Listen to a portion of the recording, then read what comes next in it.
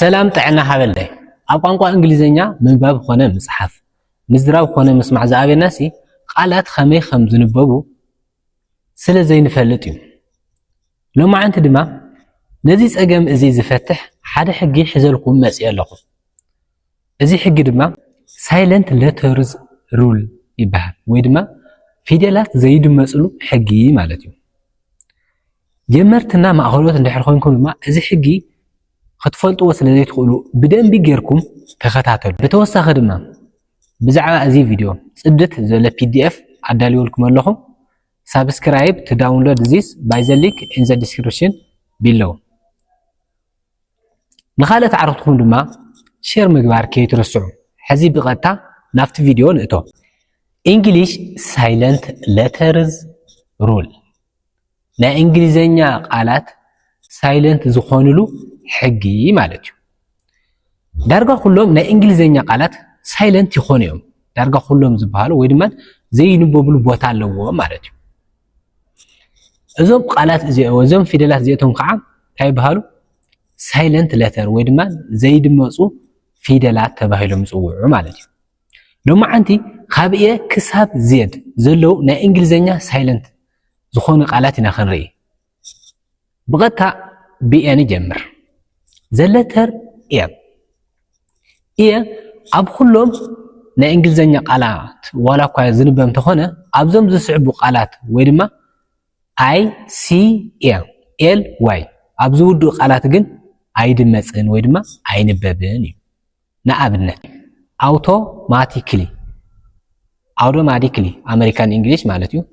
automatically not automatically يكون النبو automatically كلي زبل مالتيو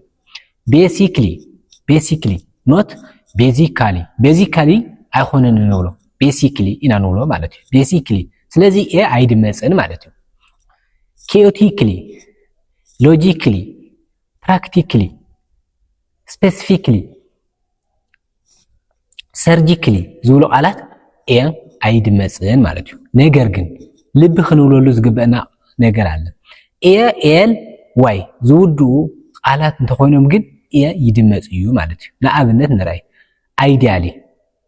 L Y is جرش ودما زود إيه نيوو L Y نيوو سلازي إيه أوزي يدمز إيو مالتي ideally إنا ننبو ideally زي خونس ideally إنا ننبو مسلع علي خيشو دوكو مالتي generally إنا نبل vocally إنا نبل سلازي I C A L Y تخوينو إيه يدمزن A L Y تخوينو جن إيه يدمز إيو مالتيو ناب خلتهم زلة تربي بيخ عن رأيه رول 1 حقي حدا خمسين بي خاب إيم بدحريت اندحر موصو عمت الرشتا قال بي يدمزن يبل تحقي مالتيو نعملت بيسي عمت الرشتا قال خوينو بدحري بدحر موصو مالتيو بي سايلنت خون ودما عيد مسن يبل تحقي نعبنت نراي كوم بزي خونس كوم نانبل كرم بزي خونس كرم كلايم بوم تم نم زولو قالات تنبي زلو مترشا بيم مترشا زلو كلهم بي عيد موصل مالتيو زي حاجه حقي خلت بي B is silent in the middle of the word after M. أما أخل قالات أو حدا يجنزب كله يقول. أب M بدحرتنا أما أخل قالات نحمص يونسي عيد مسني لنا. Example climber زول قالات مالتي. climber يكون نقوله. إذا قلنا خلو يكون exceptions بالحاجة. B is pronounced in بي زوم سوء قالات جن ينببيو لنا زلا خامت العلواي عين ببر مالت يخونه إن member زول بينبو number زول نمبو symbol زولون بينبو ويدما ندمو صينا مالتي umbrella زول مالتي أوزيتهم ينببيو مالتي إم ولا ده هالومبر بي إم دحر ده إم سامبر بي ينببيو مالتي أما ترى هتخونه جن فتسمو عين ببر rule 3 حقي سلاسة B is silent before the letter T. بقدمي T ندحن موصيون B silent خون ويدما عين بابن عيد مسن مالتيو ኤግዛምፕል ዴት ዴቢት ዘይኾነስ ዴት ኢና ንብሎ ዴቶር ዴቶር ኖት ዴቢቶር ዴቢተር ኣይኮንና ንብል ዶውት ኖት ዶውብት ዶውብት ኣይንብልን ሰትል ሰትል ኖት ሳብትል ወይም ሰብትል ዶውብት ፉል ኣይኮንና ንብል ዶውት ፉል ኢና ንብል ማለት እዩ ስለዚ ብቅድሚ ቲና ብድሕሪ ኤም ድሕሪ መፅኡ ቢ ኣይንበብን ማለት እዩ ክልተ ሕጊ ቁርጥ ዘላ ማለት እዩ ሓዙ ሳልሳይ ዘለተር ሲ ዘይንብበሉ ቦታ ንርአይ ሲ ካብ ኤስ ብድሕሪእና ካብ ኣይ ወይ ድማ ኢ ብድሕሪኡ እንተመፅኡ ኣይንበብን ማለት እዩ ካብ ኤስ ወይ ካብ ኤስ እና ካብ ኣይ ወይ ድማ ካብ ኢ ብድሕሪት እንድሕር መፅኡ ሲ ኣይንበብን ለናል ኤግዛምፕል ለናል ዴሰንት ኣብዚ ዲ ኢኤስ ሲኢኤንቲ እዩ ዘሎ ስለዚ ኤስ ኘ እንደገና ሲኘ ስለዚ ዴስካንት ኣይንብልን እንታይ ደኣ ንብል በቃ ሲ ሳይለንት ኸውንና ዴሰንት ንብል ማለት እዩ ሓፂርና ዴሰንት ፋሲኔት ፋሲኔት ሜስክል ኣይኮንና ንብል ሜስል ሜስል ፍሎሬሰንት ሴን ሳይነስ ሲዞርስ ስለዚ ኣብዚ ሲ ሳይለንት እዩ ማለት እዩ ራብዓይ ዘለተር ዲ ዲ ከዓ ንርአዮ ሩል ዋን ሕጊ ሓደ ዲ ካብ ጂ ንቅድሚት ቅድሚ ጂ ንሕን መፅኡ ኣይንበብን ቅድሚ ጂ ኩሉ ዲ ንረኽቦ ቅድሚ ጂ ንድሕር መፅኡ ኣይንበብን ማለት እዩ ንኣብነት ቤጅ ብሬጅ ባጀት ኢጅ ፍሪጅ ጀጅ ናውለጅ ኢልና ንቦ ሕዚ ቢድጂ ብሪድጅ ባድጀት ኢድጅ ብሪድጅ ጀድጅ ኣይኮንና ንብል ማለት እዩ እንታይ ዳ ዲ ሳይለንት ጌርና ኢና ነንብቦ ማለት እዩ ሩል ቱ ዲ ኢዝ ኦልሶ ሳይለንት ኢን ዘ ፎሎዊንግ ወርድስ ዲ ኣብዞም ዝስዕቡ ቃላት ሳይለንት እዩ ወይ ድማ ኣይድመፅን ይብለናል ንርአዩ ኤግዛምፕል ኢን ሃንሳም ሃንድሳም ኣይኮንና ንብሎ ሃንሳም ሳንዊች ኖት ሳንድዊች ሳንድዊች ወንዝደይ ወድነስደይ ኣይኮንና ንብል ስለዚ ኣብዚ ዲ ሳይለንት ይኸውን ማለት እዩ ሕዚ ብደንቢ እንትዝረብ ከለ ክንፅሕፍ ተለኖ ንኸይንጋገ ኣየና እዩ ሳይለንትና ኣየና እዩ ዝድመፅ ብደንቢ ክንርድኦ ኣለና ማለት እዩ ሓምሻይ ዘለተር ኢ ቃል ከዓ ንርአ ሩል ዋን ሕጊ ሓደ እንታይ ይብል ኖርማሊ ኢፍ ኢ ኢዝ at the end of the word it is not pronounced ብትክክለኛ መንገዲ ተሪእናዮ ማለት እዩ ኢ ኣብ መጨረሻ ሰዓት ቃል ንሕን መፅኡ ሲ ኣይንበብን እዩ ዝብለና ዘሎ ኣይንበብን ንኣብነት ለና ጊቭ ጊቭ ክንብል ሃለና ጂ ኣይ ቪ ኢና ንንብ ዘለና ጊቭ በቃ ኢ ኣብ መጨረሻ ዘላ ኣይንንብቦን ዘለና ምንም ተፅዕኖ እውን ኣይፈጥረልን ስለዚ ኢ ሳይለንት እዩ ማለት እዩ ሃቭ ሳም ቢፎር ብሬጅ ኤግዛምፕል ዝብሉ እዚኦም ኣብ መጨረሻ ዘለዉ ኩሎም ኢ ማለት እዩ ኣይድመፁን ዘለዉ ማለት እዩ but sometimes it often affects the previous vowel sounds ግን ሓደ ግዜ መብዛሕትኡ ግዜ እንዲያው ማለት ሓደ ግዜ እውን ኣይኮነን ነቶም ብድሕሪ ዘለዉ ቫወል ሳውንድታት ኣፌክት ይገብሮም ወይ ድማ ድምፆም ክቕይሩ ሲ ይገብሮም ንኣብነት ንርአይ ኮድ ቨርሰስ ኮድ ኮድ ዝብል ሲኦዲ እዩ ዘለን ኮድ ከዓ ሲኦዲኢ ስለዚ ኢ ብምህላዋ ድምፃ ክትቕይር ጌራታኛ ማለት እዩ ኣፌክት ገይርዎኝ እዚ ሕጊ እዩ ሲት ቨርሰስ ሳይት ኩዊት ቨርሰስ ኳይት ኢ ብምህላው እዚ ድምፅ ቆይርኝ ሲአይቲ ሲአይቲ ኢ ኪዩአይቲ ኪዩአይቲ ኢ ብምህላው ነቲ ድምፁ ክቕየር ገይርዎኝ ስለዚ ኣፌክት ገይርዎም እየ ማለት እዩ ኣብቲ ላዕሊ ግን ጊቭ ሃቭ ሳም ቢፎር ዝብሉ ምንም ኣፌክት ስለዘይገብሮም ኢ ኮምፕሊትሊ ሳይለንት እዩ ማለት እዩ ወይ ድማ ኣይድመፅን ማለት እዩ ሮል ቱ ሕጊ ክልተ ሮል ቱ እንታይ ይብል ኢ ኢዝ ሳይለንት ኢን ኢዲ ቨርብ ኢንዲንግ ብኢዲ ዝውድኡ ቨርባት ወይ ድማ ፓስት ፓርቲሲፕል ኢ ኣይድመፅን ይብለና ኤግዛምፕል ኮልድ ሄልፕድ ኣስክት ሲምድ ዝብሉ ኢ ሳይለንት እዩ ማለት እዩ ምንም ኣይድመፅን ኮልእድ ኣይንብልን ሄልፕድ ኣይንብልን ኣስክድ ኣስክት ኣይንብልን ሲምእድ ኣይንብልን ስለዚ ኢ ሳይለንት እዩ ማለት እዩ ኤክሰፕሽን ድማ ንርአ ዝንበበሉ ኩነታት ማለት እዩ ፍሉያት እዚ ሕጊ እዚ ዘያማልኦ ማለት እዩ we pronounce the e if the verb ends in d or t bd ወይ ድማ t ዝውድኡ ቃላት ንኾኖም ግን e ትድመጽ እያ ኢለና ዘሎ example ended ended ended ኢለና ንቦለና ማለት እዩ included d ስለ ዝውድእ ዘሎ dd started started እዚ እውን t ስለ ዝውድእ ማለት እዩ wented e ዝብል ይድመጽ ኣለዎ ማለት እዩ ሻድሻይ the letter f f መብዛሕትኡ ግዜ ሳይለንት ዝኾነሉ ቦታ የለን ግን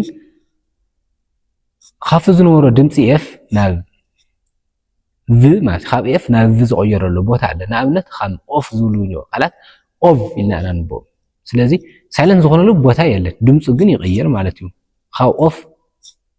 ዝብል ተጻሒፉ ዘለ ናብ ኦፍ ኢልና ንንቦ ሻብዓይ the letter g rule 1 ሕጊ ሓደ g is silent if a word ends in gn g bgn ዝውድኡ ቃላት እንድሕን ኮይኑ g silent ይኸውን ወይ ድማ ይንበብን ይብለና ዘለ ንኣብነት complain design foreign rain sein ዝብሉ ቃላት g አይድመጽን say ግን አይንብልን ray ግን አይንብልን design ግን አይንብልን ይብለና ዘሎ እቲ ሕጊ እዚ እዩ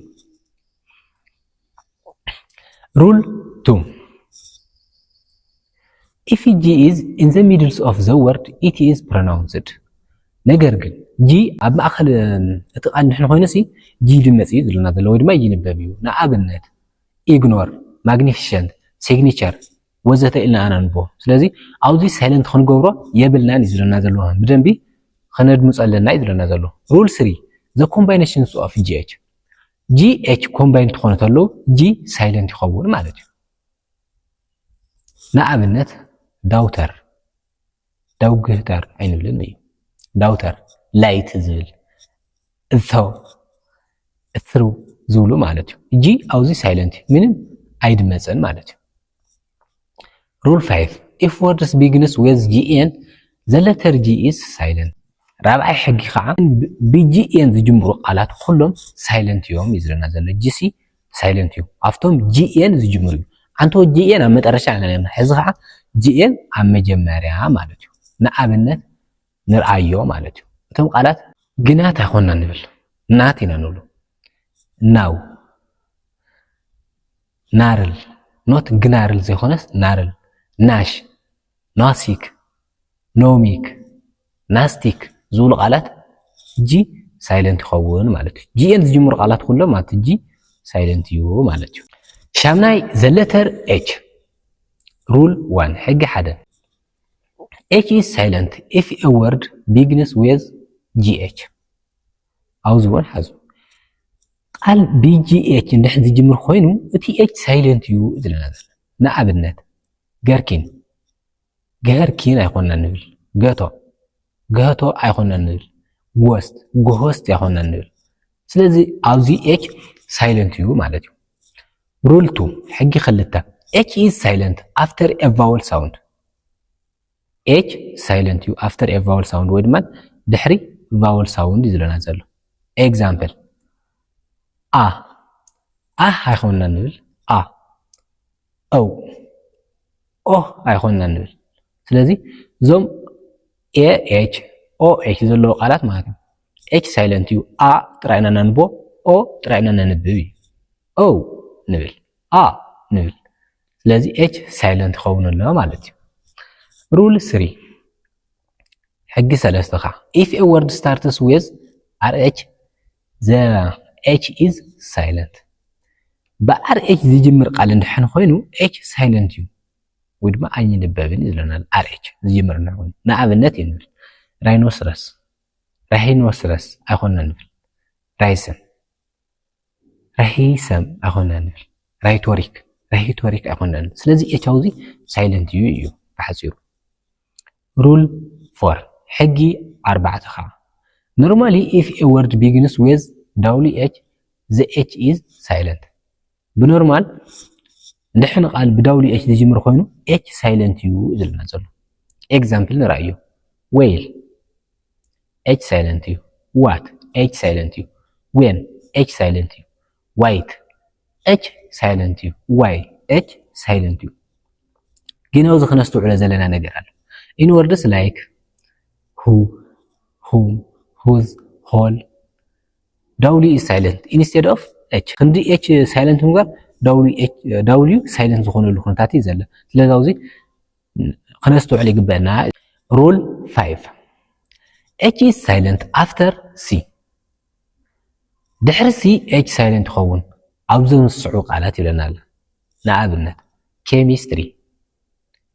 ክንብልና ሃለና ኬሚስትሪ ኣይኮንናን ስኩል ክንብልና ሃለና ክስኩል ስኩል ኣይኮንናን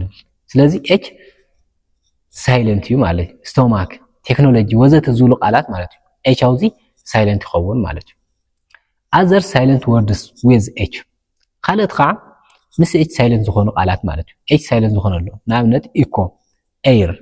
ኦነስት ኦነር አወር ዝብሉ ማለት እዩ H ኣይድመፁን ተቐሊሎም ማለት እዩ ታሽዓይ ዘለተር ኣይ ኣብ ከመይ ዝበለ ቦታ እዩ ዘይድመፅ እስክንራዩ ኣይ ኣብ ኩሉ ቦታ ይድመፅ እዩ ብዘይካ ኣብ ቢዝነስ ዝብል ቃል ማለት እዩ ቢዝነስ ዘይኮነስ ቢዝነስ ስለዚ ኣይ ኣይድመፅን ኣብዚ ማለት እዩ ኣብ ኩሎም ቃል ግን ኣይ ይድመፅ እዩ ማለት እዩ እቲ ሕጊ ከምኡ ቴን ዘለተር ጄ ጄ ሳይለንት ዝኾነሉ ቦታ የለን ኣብ ኩሉ ቦታ ይድመፅ እዩ ማለት እዩ 11 ዘለተር ከይ ከይ ከዓ ዘለተር ከይ ከይ is silent if a word starts with kn ከይ ምስ kn ዝጅምር ቃል እንድሕን ሃልዩ ከይ ሳይለንት ይኸውን እዩ ኣብነት ንርኢ ኒ ኖት ኪኒ ዝኾና ንብልስ ኒ ኢና ንብል ናይፍ ኒት ኖት ነው ወዘተ ዝብሉ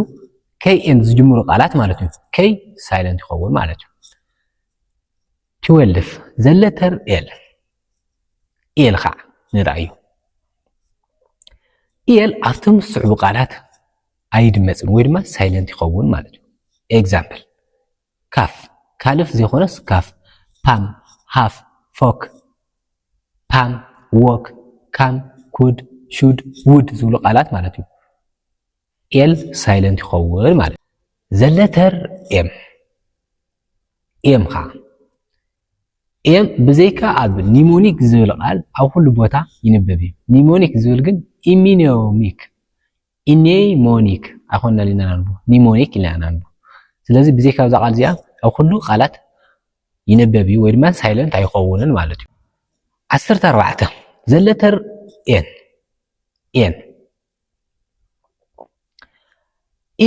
ብኤን መጨረሻ እንድሕን መፅኡ ኤን ሳይለንት ይኸውን ማለት ኣብ መጨረሻ ቃል ኮይኑ ብድሕሪ ኤም እንድሕን መፅኡ ኤን ሳይለንት ይኸውን ኤግዛምፕል ኣተም ኖት ኣተምን ከለም ከንደም ዳም ሂም ወዘተ ዝብሉ ቃላት ኤን ኣይድመፅን ወይ ድማ ኣይንበብን ማለት እዩ ብስሕተት ከይተንብብዎ እዩ ስለዚ ካልእ ሰባት ከንብብዎ ክሰምዑ እንተለዉ ካሊእ ቃል ይዛረቡ ኣለዉ ይመስለኩም እዩ ብሓፂሩ 15 ዘለተር ኦ ኣብ ኩሉ ቦታ ይድመፅ እዩ ዘይድመፀሉ ቦታ የለን 16 ዘለተር ፒ ሩል 1 ፒ is silent ፒ ሳይለንት እዩ እንድሕር ካብ ፒ ቃል ብፒኤስ ጀሚሩ ማለት እዩ ብፒኤስ ኣብዚ ጅምር ቃል ፒ ሳይለንት እዩ ወይ ድማ ኣይድመፅን ማለት እዩ ንኣብነት ሲዶ ሳይነስ ሳይኮሎጂ ሳይካትሪክ ሳም ዝብሉ ቃላት ማለት እዩ ፒ ሳይለንት እዩ ማለት እዩ ብፒኤስ ዝጅምሩ ቃላት ፒ ሳይለንት ይኸውን ማለት እዩ ሩል 2 ፒ is silent if a word starts with pt or pn ፒ ሳይለንት እዩ ንሕን ቃላት ብፒ ቲ ወይ ድማ ፒኤን ዝጅምሩ ኮይኖም መጀመርያ ብፒኤስ ኢና ነራ ሕዚ ከዓ ብፒቲ ወይ ድማ ፒኤን ኤግዛምፕል ኔማቲክ ኒሞኒያ ቴሮዲክታይል ዝብሉ ቃላት ፒ ኣይድመፅን ማለት እዩ ኣዘር ሳይለንት ወርድስ ሓደ ግዜ ነቲ ስፒከር ማለት እዩ ሳይለንት ዝገብርዎም ቃላት ከዓ ኣለዉ ፒ ሳይለንት ዝገብርሉ ቦታ ማለት እዩ ንኣብነት ኮፕ ዝብል ኮፕ ኬፕቦርድ ዝብልኛ ከቦርድ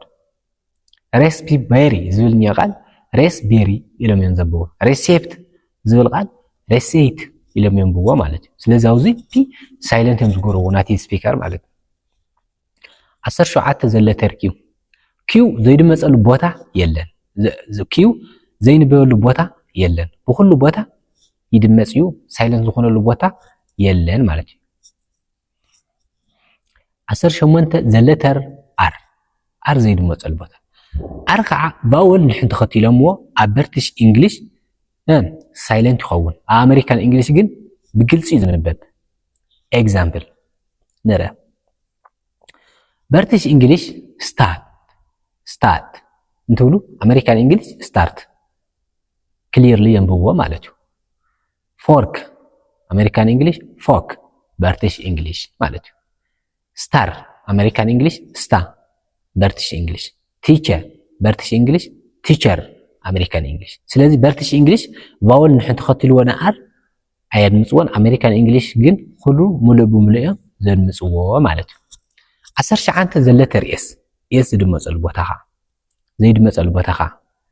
ኤስ ኢዝ ሳይለንት ኢን ዘ ፎሎዊንግ ወርድስ ኣብዚ ምስዑ ቃላት ኤስ ሳይለንት ይኸውን ማለት እዩ ኤይል በርጂ ዴብሪስ አይላንድ ኤይል ዝብሉ ቃላት ማለት እዩ ኤይስል ዘይኾነስ አይስላንድ ዘይኾነስ ዴብሪስ ዘይኾነስ ኤስ ሳይለንት ዝኸውን ማለት እዩ ኤይስል ዘይኾነ ኤይል ብርጅዋስ ዘይኾነስ ብርጅውስ ዴብሪስ ዘይኾነስ ዴብሪ አይስላንድ ዘይኾነስ አይላንድ ኤይል ኢልና ንንብዎ ማለት እዩ ስለዚ ኤስ ኣብዚ ሳይለንት እዩ 20 ዘለተር ቲ ሳይለንት ዝኾነሉ ሩል 1 ሕጊ ሓደ ቲ ኢዝ ሳይለንት ቢፎር ሲኤች ብቅድሚት ሲኤች ንሕን መፅኡ ቲኤች ቲ ብቅድሚት ሲኤች ንሕን መፅኡ ቲ ሳይለንት ወይ ድማ ኣይንበብን ማለት እዩ ኤግዛምፕል ካች ስቲች ዎች ዊች ዝብሉ ቃላት ቲ ሳይለንት ይኸውን ማለት እዩ ሩል 2 ቲ ኢዝ ሳይለንት ኢን ወርድስ ዛት ኢንድስ ኢን ኤስቲኤን ቲ ኣብ ኤስቲኤን ዝውድኡ ቃላት ቲ ሳይለንት እዩ ኢለና ዘሎ ወይ ድማ ኣይንበብን ለና ንኣብነት ፋሰን ሊሰን ክሪሰን ኢትስ ዝብሉ ቃላት ማለት እዩ ፋስተን ኣይኮነን ሊስተን ኣይኮነን ብሎ ክሪስተን ኣይኮነን ብሎ ስለዚ ሊስን ፋስን ክሪስን ኢልና ንንብዎ ማለት ሩልስ ቲ ኢዝ ሳይለንት ኢን ወርድስ ላይክ ካስል ሃስል ዊስል ወዘተ ዝብሉ ቃላት ማለት እዩ ቲ ሳይለንት እዩ ካስትል ኣይኮነን ብሎ ሃስትል ኣይኮነን ብሎ ዊስትል ኣይኮነን ብሎ ስለዚ ቲ ኣብዚ ሳይለንት እዩ ካልኦት ከዓ እንሄው ሳይለንት ዝኾንሎም ቲ ማለት እዩ ንኣብነት ኣስትማ ኣይኮነን ንብል ኣስማ ኢና ንብሎ ክሪስትማስ ኣይኮነን ንብል ክሪስማስ ኢና ንብል ሞርትጌጅ ኣይኮነን ንብል ሞርጌጅ ኢልና ንንብቦ ሶፍተን ኣይኮነን ንብል ሶፈን ስለዚ ኣብዚ ቲ ሳይለንት እዩ ማለት እዩ 21 ዘለተር ዩ ሳይለንት ዝኾነሉ ቦታ ኸ ዩ ኢዝ ሳይለንት ኣፍተር ጂ ኤንድ ቢፎር ኤ ቫወል ድሕሪ ጂ እና ቅድሚ ቫወል ንሕን መፅኡ እዩ ሳይለንት ይኸውን ይብለናል ንኣብነት ኮሊግ ዩ ኣይኮነን ንብል ኮሊግ ጋርድ ገስት ጋይድ ጊታር ዝብሉ ቃላት ዩ ሳይለንት እዩ ታንክ ዝብል ንኣብነት ጂ ኢልና ናቋርጥ ዘለና ግ ኢልና ጠጠው ንብሎ ኣለና ካብኡ ዘሎ ድሕሪ እዩ ዘሎ ቃል ኣይንበብን ወይ ድማ ሳይለንት እዩ ማለት እዩ 22 ዘለተር ቢ ቪ ዘይንበበሉ ቦታ የለን ኣብ ኩሉ ቦታ ይንበብ ወይ ድማ ሳይለንት ዝኾነሉ ቦታ የለን 23 ዘለተር W ሩል 1 W is silent in words that begins with WR ብ-WR ዝጅምሩ ቃላት W ሳይለንት ይኸውን ንኣብነት ራፕ ራይት ሮንግ ሪንክል ወዘተ ዝብሉ ቃላት WR ንሕ ዝጅምሩ ኮይኖም W ሳይለንት ይኸውን ማለት እዩ ሩል 2 W is silent in words like who whoever whole answer sword to ወዘተ ዝብሉ ቃላት W ሳይለንት ይኸውን ማለት እዩ ወይ ድማ ይድመፅን ማለት እዩ 24 ዘለተር ኤክስ ኤክስ ዘይድመፀሉ ቦታ የለን ኤክስ ዘለዎ ኩሉ ቃል ተደማፂ እዩ 25 ዘለተር ዋይ ሬር እዩ መብዛሕትኡ ግዜ ተነባቢ ግን ኣብዞም ዝስዑ ቃላት ሓደ ናቲቭ ስፒከር ሳይለንት ይገብርዎ እዮም ማየር ዝብል ማለት ፕራየር ዘይኮነስ ፕራየ ማየር ዘይኮነስ ማየ ኢሎም ይንብዎ ስለዚህ ኣብ መብዛሕትኡ ኩሉ ቦታ ግን ዋይ ተደማፂ ወይ ድማ ተነባቢ እዩ 26 the letter z እዚ ናይ መጨረሻ ቃል እዚ ሳይለንት ዝኾነሉ ቦታ የለን ኣብ ኩሉ ቦታ z ዘሎ z ይድመጽ እዩ ማለት እዩ ወይ ድማ ሳይለንት ኣይከውንን ማለት እሺ ንሎማዓት ዝነበረና ትምህርቲ ነዚ ይመስል ዘይተረድእኩም ሕተት ሃሊኩም ኣብ ኮሜንት ካልአት ከምዚ ዓይነት ቃላት ሳይለንት ኘዎም ትልዎም ታሃልዮም ከዓ ኣብ ኮሜንት ጻሓፍልይ እንተተመቸኩም ላይክ ንኻልእ ተዓርኽትኩም ድማ ሼር ከምዚ ዓይነት በተኸታታሊ ቪድዮ ንኽበጽሐኩም ድማ ሳብስክራይብ ምግባር ከይትርስዑ ንምክትታልኩም ካብ ልቤ ምስግን thank you for watching bye bye